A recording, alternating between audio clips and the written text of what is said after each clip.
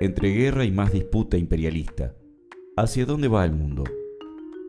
La guerra en Ucrania sigue su curso con la brutal y repudiable invasión del imperialismo ruso, la fuerte resistencia del pueblo ucraniano y la OTAN, y el imperialismo occidental, que se rearman y mantienen su estrategia de avance sobre el este europeo.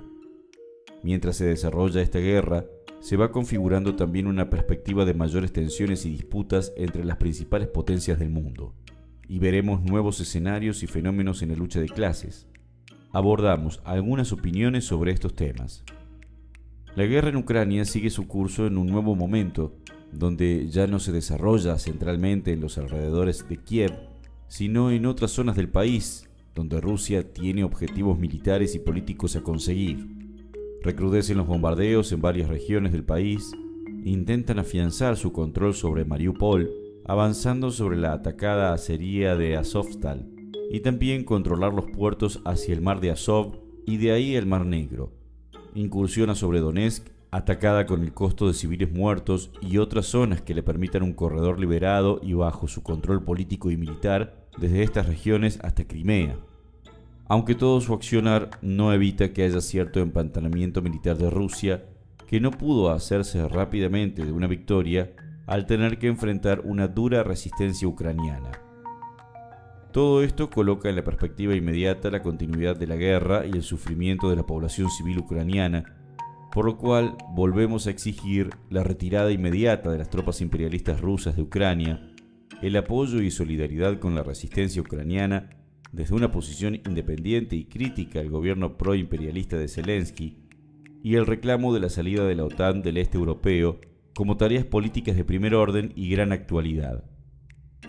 De la guerra a escenarios de mayor confrontación. Como consecuencia de la guerra y subproducto de la confrontación actual, se abren enormes interrogantes sobre la situación mundial y las perspectivas en el plano político, económico, social y militar, ya que más de 2 meses de invasión y guerra reabrieron y profundizaron disputas interimperialistas y movimientos político-económico-militares que preanuncian nuevas escaladas y posibles conflictos mayores. El statu quo, existente antes de la guerra entre las potencias, no existe más. Vamos a nuevos escenarios de conflictos y tensiones donde cada cual recalcula sus fuerzas y posibilidades. Es evidente que Ucrania está siendo utilizada por todas las potencias y sus intereses geopolíticos. Detrás de la muerte de civiles y la destrucción de ciudades enteras, cada potencia imperialista atiende sus necesidades de acuerdo a sus objetivos de dominación. Rusia invade y destruye todo a su paso con el objetivo de recuperar control en toda su zona de influencia y para fortalecer sus intereses en asociación con la ascendente China, y para este objetivo quiere liquidar los derechos nacionales y democráticos de una nación semicolonial como Ucrania. A su vez, el imperialismo yanqui y europeo a través de la OTAN quiere fortalecer sus posiciones en toda Europa del Este, pasar a la ofensiva y reducir el margen de maniobra y los planes expansionistas de Rusia y su poderoso aparato militar, al cual ven asociado a la sigilosa China. La brutalidad del ejército ruso contra la población civil ucraniana le deja un argumento servido en bandeja a la propaganda mediática de las fuerzas de la OTAN, que buscan aparecer como la democracia, cuando es sabido que las potencias imperialistas occidentales cometen atrocidades de envergadura en cada lugar donde intervienen. De ahí que nos oponemos a la ampliación de la OTAN y que nuevos países se incorporen, como ahora están discutiendo Suecia y Finlandia. Esta última tiene 1.300 kilómetros de frontera con Rusia, con lo cual su ingreso solo exacerbaría aún más las tensiones y posibles enfrentamientos. Más que ampliar, lo que hace falta es disolver la OTAN. Para definir la perspectiva mundial, no podemos perder de vista que la pelea por la hegemonía jamás se ha resuelto en el plano de las negociaciones y la paz, sino siempre con fuertes tensiones y guerras regionales o mundiales. Ver hoy a todas las potencias intervenir en mayor o menor medida en torno a la guerra de Ucrania es un anticipo de ese mismo camino que es nocivo para la humanidad y que solo representa los objetivos de los grandes poderes capitalistas imperialistas. Más aún, teniendo en cuenta que un conflicto mundial hoy incorpora la posibilidad de guerra nuclear, algo que como mínimo, por primera vez en décadas, está planteado como posibilidad hipotética al calor de la decadencia y disputas interimperialistas.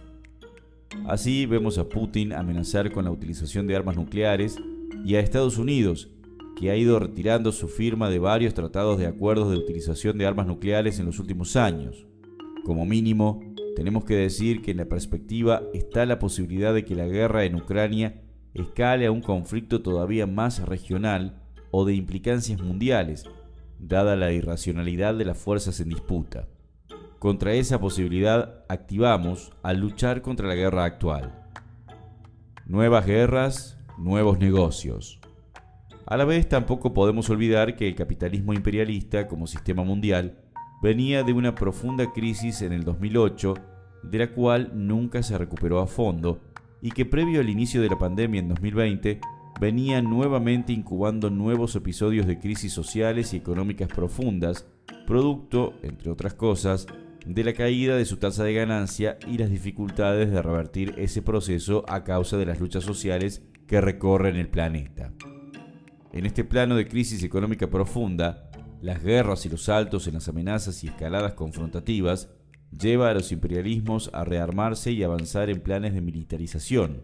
Por ejemplo, previo a invadir Ucrania, la Rusia de Putin aumentó considerablemente hasta duplicar sus presupuestos militares, avanzando en la modernización de su maquinaria y en un salto en los negocios internacionales de venta de armas.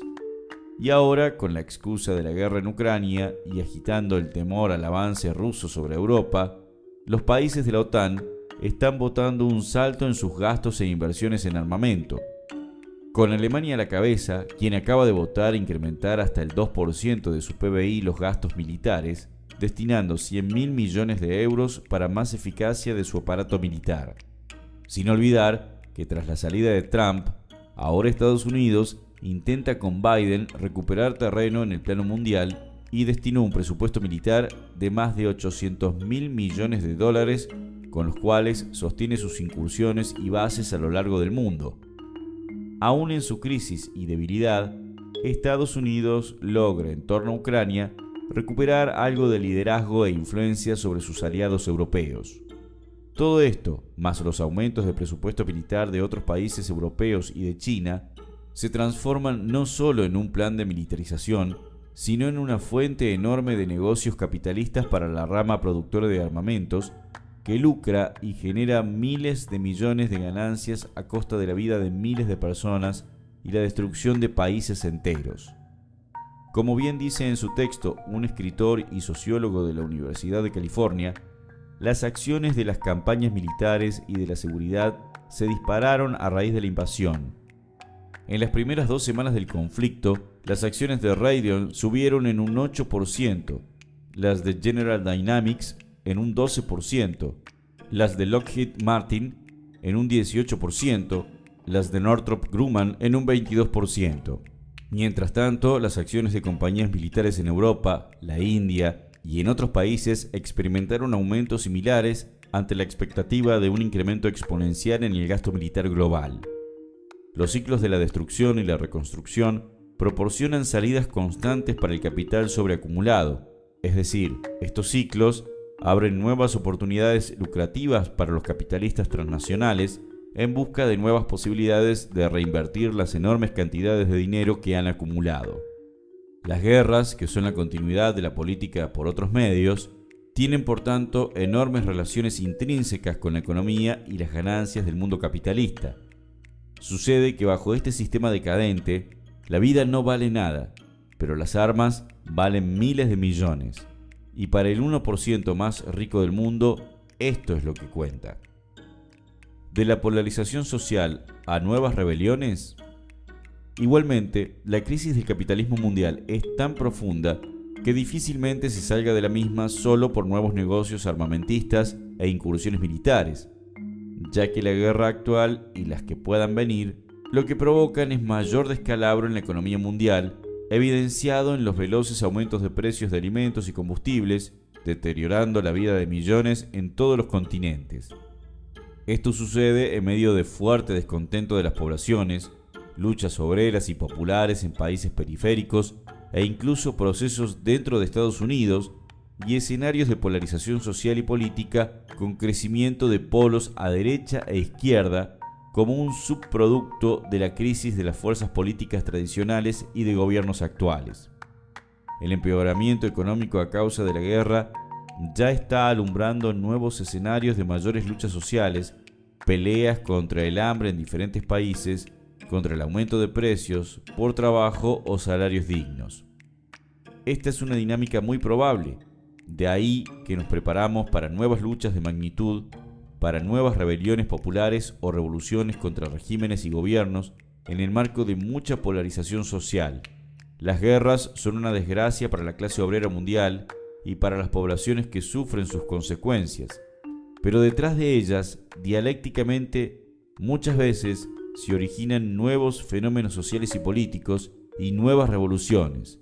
También tenemos que estar preparados para esa perspectiva. Política y tareas de la izquierda revolucionaria. Las tensiones mundiales crecen al son de tambores de guerra y en medio de un sistema en crisis y millones de descontentos. Lo que viene será posiblemente mayores confrontaciones que la guerra actual.